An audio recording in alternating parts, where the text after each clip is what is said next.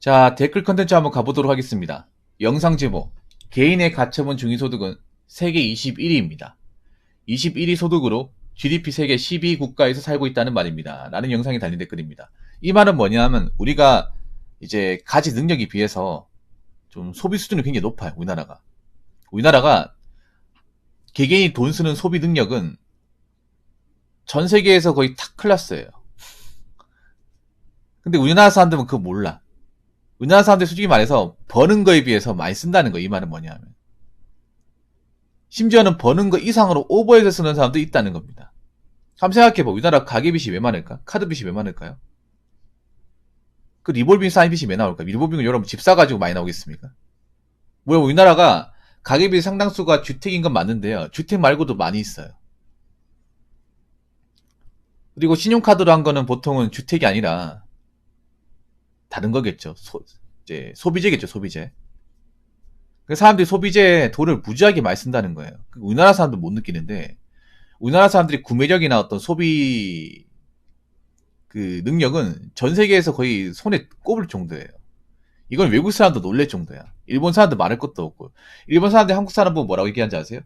우리보다 돈 못 버는 것 같은데 얘네들은 왜 이렇게 돈 잘 쓰고 다니지? 뭐 뒷배가 있나 이렇게 얘기합니다. 우리가 봤을 때 일본 사람들은 그런 거예요. 왜 저렇게 아끼지? 왜 이렇게 쥐어 짜내지 생각하고, 일본 사람들, 우리나라 사람들 볼 때, 얘네들 나라 사정 안 좋다고 그러는데 왜 이렇게 돈 많이 쓰지?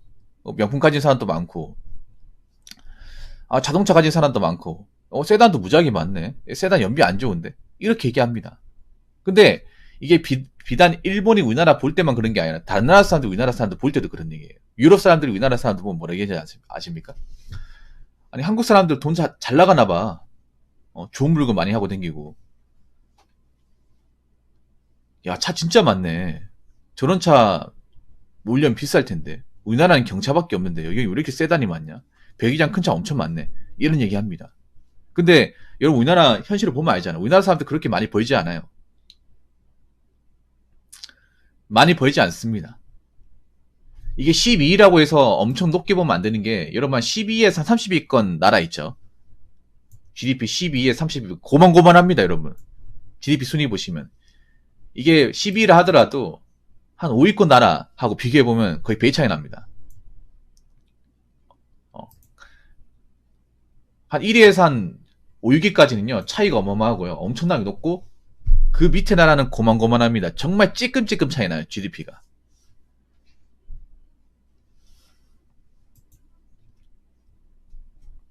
근데 우리나라 사람들 보면 좀 그렇습니다. 제가 봤을 때는.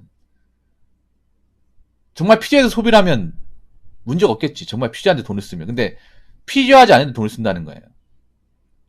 사치품에 돈을 많이 쓴다는 거예요. 사치품에. 여러분, 그거 아십니까? 명품이라는 단어, 우리나라만 쓰는 단어라는 거 알고 계십니까? 명품이라는 단어. 우리나라 아나에서만 쓰는 단어예요. 이거 여러분 그 상술인 거 알고 계세요? 명품이라는 게. 함정이에요, 함정. 말이라는 것도. 외국에서는 명품이라는 말 자체가 없습니다. 우리가 알고 있는 거는 이제 샤넬, 구찌, 프라다, 돌체앤가바나 이런 것들 명품이 아니라 뭔지 아세요? 사치품이에요, 사치품. 영어 단어 럭셔리 아시죠? 럭셔리. 그 사치, 낭비하고 관련된 단어입니다. 어원을 보시면. 근데 우리는 굉장히 뭔가 멋있다고 쓰고 있잖아요. 그 외국에서는 그런 우리가 알고 있는 샤넬, 구찌, 프라다 이런 것들이 좀 이제 나를 빛나게 하는 어떤 그런 제품이 아니라, 내가 그만큼 낭비비 심하다. 내가 그만큼 뭔가 앞가리 못한다. 내가 그만큼 돈을 허튼 데 많이 쓴다. 사치가 심하다는 것을 증명해주는 잣대가 돼요. 그러니까 외국 사람들이 말하는 그 논리를 따지면 우리나라 사람은 사치가 심한 사람들이 많은 거야. 쉽게 말해서. 버는 능력에 비해서. 한번 생각해봐요, 여러분. 그런 말 하는 거 들어본 적 있어요, 여러분? 아니, 자기들 나라에서도 그렇게 많이 안 사는데 한국은 왜 이렇게 많이 사냐? 그런 말 들어본 적 없어요? 예전에 미스타에서 나온 말인데, 우리나라에서는 그렇게 메고 다니는 사람이 없는데 한국은 왜 이렇게 메고 다니는 사람이 많냐? 아니, 보통 이제 명품 그 나라가 프랑스하고 이탈리아잖아요. 거기 현지들도 자기들도 명품을 그렇게 많이 안 쓴대. 왜냐하면 명품을 쓴다고 하면 어떻게 생각하냐면 아줌마, 돈 많은 아줌마. 그리고 약간 낭비벽이 심한 사람, 이런 식의 이미지가 굳혀져가지고 젊은 사람들은 명품을 잘 안 맨대요. 근데 한국에 오니까 그런 명품을 구매한 사람들이 너무 많은 거야. 심지어 젊은 사람들이. 그리고 그 외국 같은 데 가더라도 그 독일 3사 브랜드도 막 그렇게 많이 타고 다니지 않아요. 왜냐면 비싸니까. 자기들 나라 비싸니까. 근데 한국 따기 와보니까 자기 나라에서 비싸다고 생각했던 것들이 너무 쉽게 그러는겨. 네. 그리고 우리는 사치를 많이 부리고 있는 거예요. 사치를 아무렇지 않게 부리고 있는 거예요. 명품이라는 것도 그런 거예요. 굉장히 말장난이에요, 말장난. 여러분, 사치품과 명품이 같은 말이에요? 같은 말입니까? 같은 말이 아니에요. 다른 말이에요. 근데 언제부터가 사치품이 이꼴 명품이 돼버렸어, 우리나라는.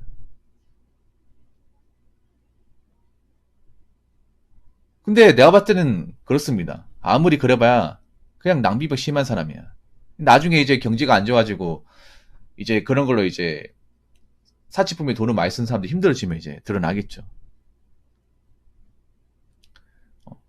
그냥 나 자신을 명품으로 이렇게 만들면 되는데 그게 안 되니까 자꾸 사치품 명품으로 이제 소장하면서 자기가 이제 명품을 소장한 사람처럼 그렇게 받아들이는 거죠. 어떻게 보면 정말 대한민국 나라는 정말 이상한 나라 같아, 진짜. 어떻게 보면. 말도 안 되는 것을 뭔가 일반화 잘 시킵니다. 정말로.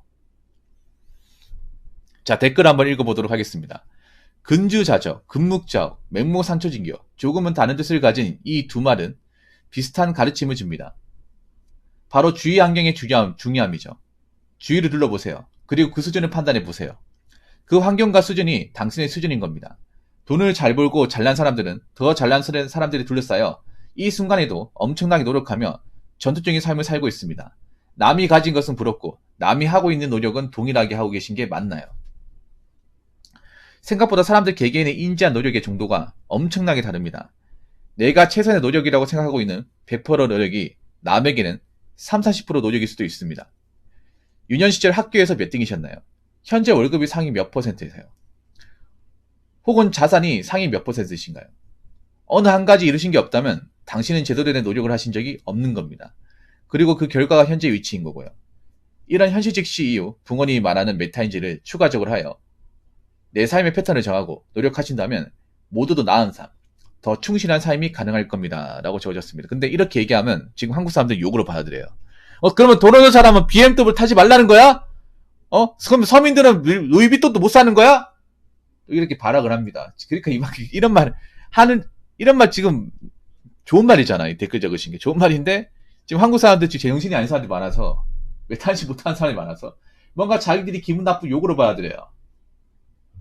지금 제가 한 말도 욕으로 받아들일 거야. 괜히 발악합니다. 그럼 우리같이 현민 같은 사람들은 뭐 명품 구경도 못하는 거야?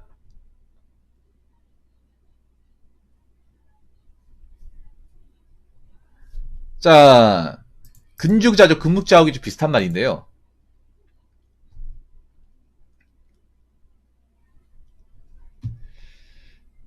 쑥대가 삼배밭 속에서 자라면 부축해주지 않아도 고르며 흰모래가 개흙 속에 있으면 고단께 검어진다. 그게 뭐냐면 근주자적은 그런 거예요. 내가 심었는데 토양이 안 좋은데 심으면 그 썩은 이제 식물들하고 같이 썩는 거다. 뭐 그런 말이에요. 근묵자가 뭐냐? 내가 더러운 사람과 어울리면 아무리 내가 깨끗한 사람이라 하더라도 더러워진다. 이 말입니다.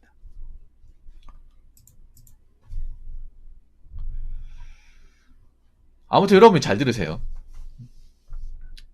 한국 사람들이 뭔가 이상한 게 뭐냐, 주변 사람들이 좀 안 좋게 이렇게 동요시키는 것도 많이 있어요.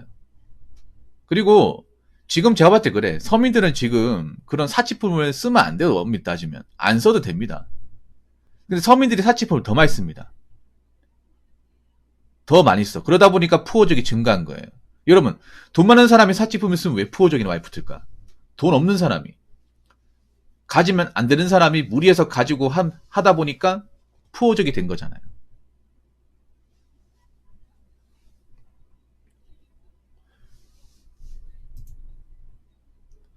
그리고 감히 말씀드리면 우리나라에서 자기 위치를 인지한다는 거 그렇게 나쁜 게 아닙니다. 근데 한국 사람들이 이걸 굉장히 비참하게 받아들입니다. 어떻게 받아들이냐? 그럼 나 같은 사람은 남들 하고 싶은 거 못 하고 사냐? 한국 사람들 진짜 이게 사고방식이 정말 내가 봤을 땐 전 세계에서 굉장히 특이한 나라야.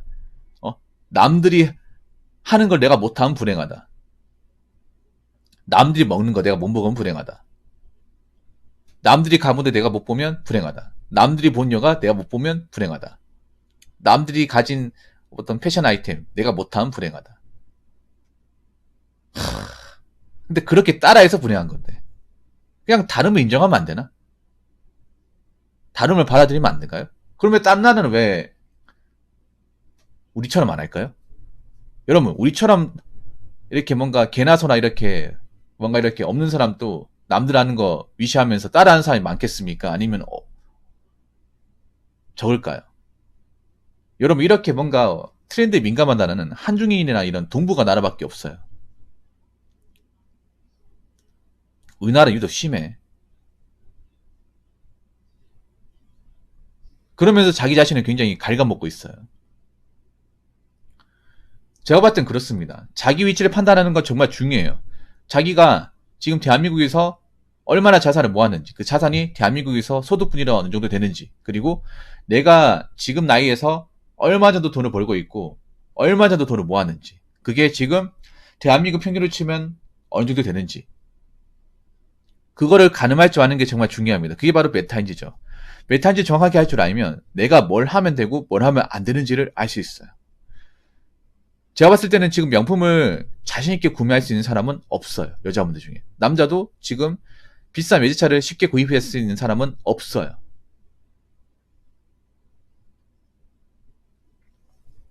없어요. 근데 지금 보면 명품 가진 사람 많고 여행 가는 사람 많고